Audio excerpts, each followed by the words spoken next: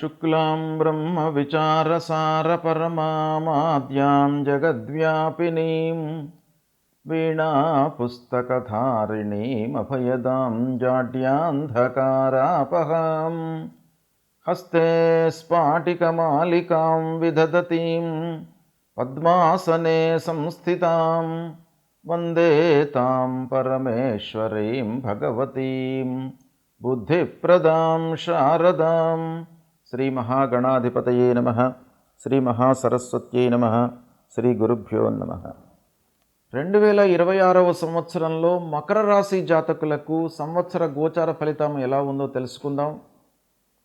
ఈ 2026వ సంవత్సరంలో ముఖ్యమైనటువంటి గ్రహాల యొక్క స్థితి ఎలా ఉంది అని అంటే, గురువు 1 జూన్ 2026 వరకు మిథునంలో సంచరిస్తున్నాడు. తదనంతరం కర్కాటక రాశిలోకి ప్రవేశిస్తున్నాడు. 31 అక్టోబర్ 2026 వరకు కర్కాటక రాశిలో సంచరిస్తున్నాడు. తదనంతరం సింహరాశిలోకి ప్రవేశిస్తున్నాడు. 24 జనవరి 2027 వరకు సింహరాశిలో సంచరిస్తున్నాడు. ఇక శనీశ్వరుడు మీనరాశిలో సంచరిస్తున్నాడు సంవత్సరం అంతా కూడాను. రాహువు 5 డిసెంబర్ 2026 వరకు కుంభరాశిలో ఉంటూ తదనంతరం మకర రాశిలోకి ప్రవేశిస్తున్నాడు.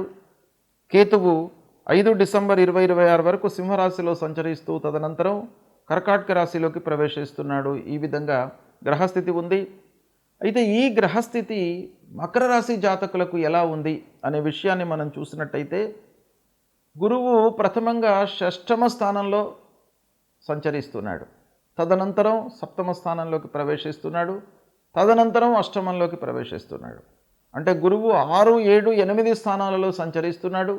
7వ స్థానం చాలా అనుకూలంగా ఉంటుంది గోచార రీత్యా. అది సంవత్సరం మధ్యకాలంలో 7వ స్థానంలో ఉంటున్నాడు. శనీశ్వరుడు 3వ స్థానంలో గోచార రీత్యా అనుకూలమైనటువంటి స్థానంలో ఉన్నాడు. రాహు ద్వితీయం, కేతువు అష్టమ స్థానంలో ఉన్నాడు, ప్రతికూలంగా ఉన్నారు. ఈ విధంగా ఈ స్థానాలలో ఈ ముఖ్యమైనటువంటి గ్రహాలు సంచరిస్తున్నాయి. అయితే ఈ సంచారం మూలకంగా మనకు ఈ ఫలము ఎలా ఉంది అనేటువంటి విషయాన్ని మనం చూసినట్టయితే, శని చాలా అనుకూలంగా ఉన్నాడు ఈ సంవత్సరం. మకర రాశి వారికి రాశ్యాధిపతి అయినటువంటి శని గోచార రీత్యా 3వ స్థానంలో ఉన్నాడు, చాలా శుభస్థానంలో ఉన్నాడు.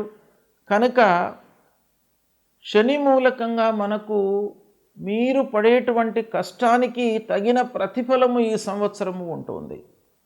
మీరు కొంత శ్రమించినట్టయితే దానికి రెట్టింపు ఫలితం మీరు పొందేటువంటి అవకాశం బాగా కనబడుతుంది శని మూలకంగా. ఉద్యోగంలో స్థిరత్వం ఉంటుంది. రావాల్సినటువంటి డబ్బు చేతికి అందుతుంది.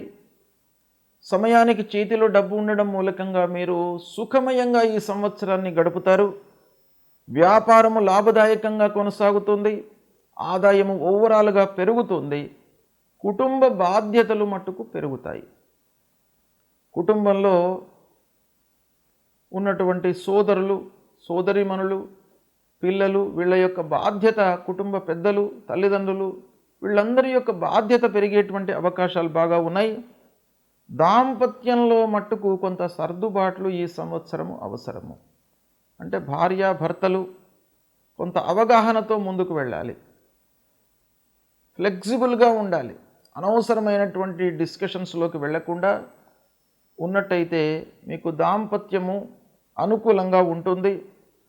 పిల్లల భవిష్యత్తు చాలా బాగుంటుంది ఈ సంవత్సరం. వాళ్ళ విషయంలో మీరు మంచి నిర్ణయాలు తీసుకుంటారు.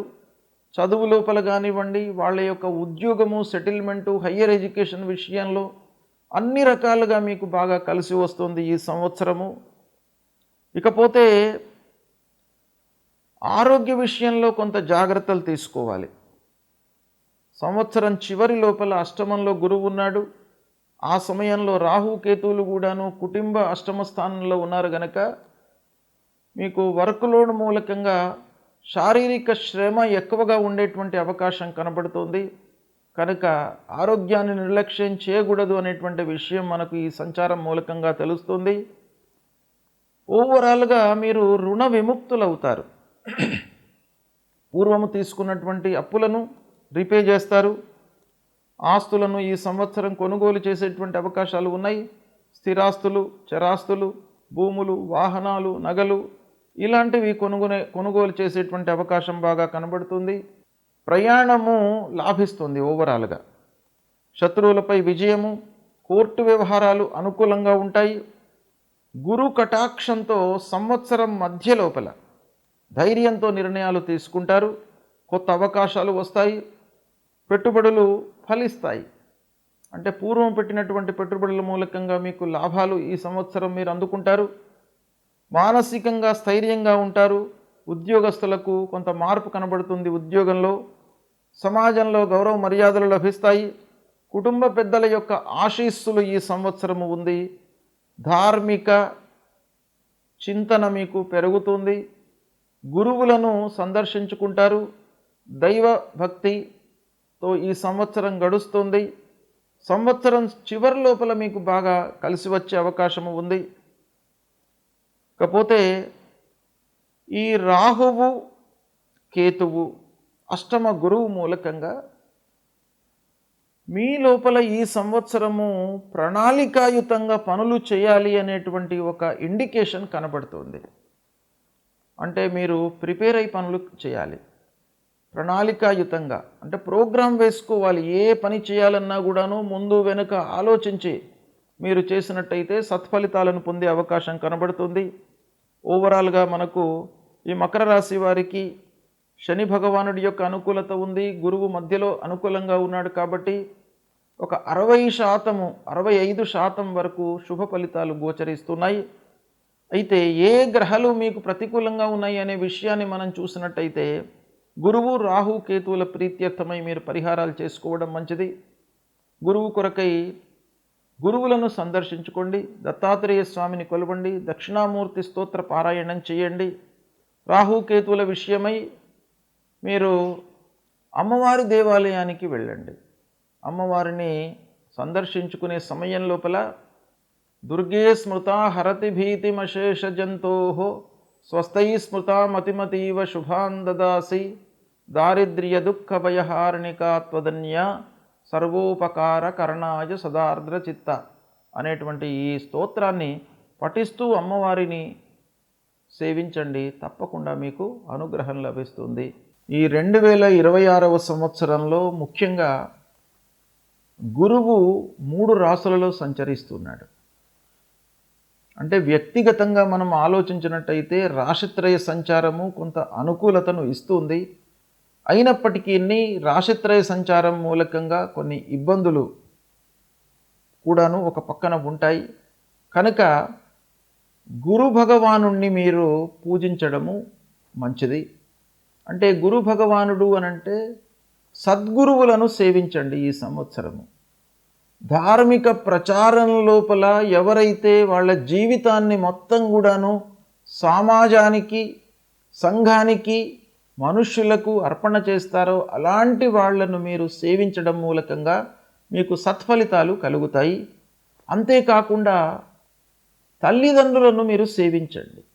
ఈ 2026వ సంవత్సరంలో ఎవరైతే తల్లిదండ్రులను సేవిస్తారో ప్రతినిత్యం కూడాను వాళ్ళ యొక్క బాగోగులు తెలుసుకుంటూ, వాళ్ళ యొక్క యోగక్షేమాలను తెలుసుకుంటూ ఉంటారో వాళ్లకు ఆ గురు భగవానుడి యొక్క అనుగ్రహం లభిస్తుంది. కనుక అది చేయండి.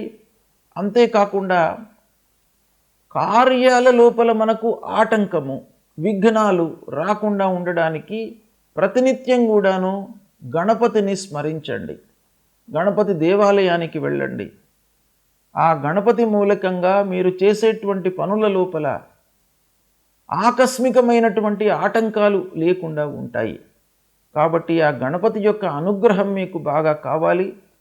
ఇక మీరు ఉన్నటువంటి స్థితిని అలాగే ఉంచడానికి ఆ విష్ణువు యొక్క అనుకూలత, అనుగ్రహము మీకు కావాలి. కాబట్టి విష్ణు సహస్రనామ పారాయణం చేయండి.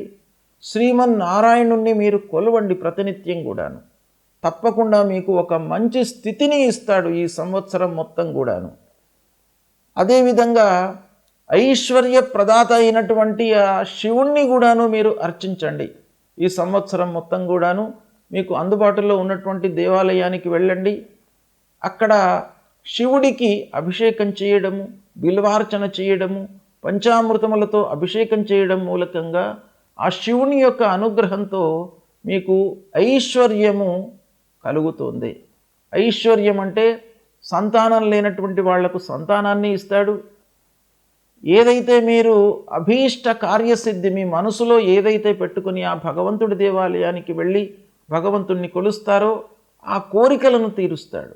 కాబట్టి ఇవన్నీ కూడాను మీరు చెయ్యండి. గ్రహస్థితి ఒక రకంగా అనుకూలంగా ఉన్నా ప్రతికూలంగా ఉన్నప్పటికీ ఆ పరిహారం రూపంలో మనం భగవంతుణ్ణి ప్రతినిత్యం కూడాను కొలిచినట్టయితే మీకు అన్ని విషయాలలో మంచి ఫలితాలను ఆ భగవంతుడు మీకు ప్రసాదిస్తాడు. మీరు భగవంతుణ్ణి నమ్మండి, దేవాలయానికి వెళ్ళండి, దేవుణ్ణి కొలవండి, తప్పకుండా మీకు మంచి ఫలితాలు ఈ 2026వ సంవత్సరంలో కలుగుతాయి.